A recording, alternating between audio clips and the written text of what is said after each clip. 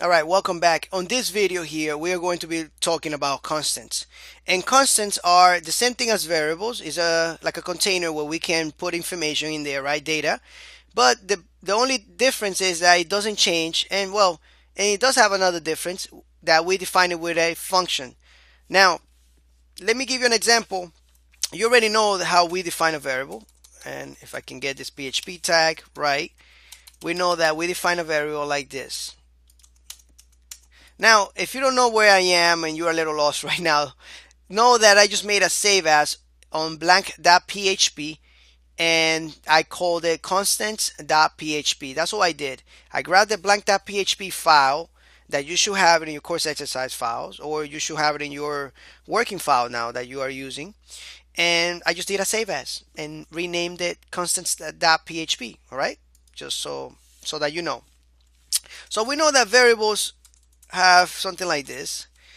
They are like this, and we can just go ahead and echo them on the screen like this, right? We can just print them out, and we have number 10, right? This is how we define a variable. $, the name of the variable, we assign it a value. Now constants, we need functions for constant. We need those pre-built functions from PHP that they already define for us. We need to actually use them. So we need to use the function define. This function is going to define a variable for us. Well, not a variable, a constant, because it's constant and you can't change the value. Once you set the value of a constant, you can't change it, no matter what you do. So I'm going to set a constant called name.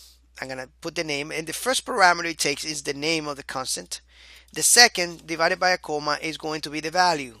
So I'm just going to name it. I'm going to give it a value of 1,000. I could also give it a value of a string if I wanted to. But in this case, I'm just going to name it that and give it a value of 1,000, all right? So I'm just going to echo this like this. And as you can see, I got 1,000 there. If we use a dot and a little concatenation here just to make it go to the next line, you can see that.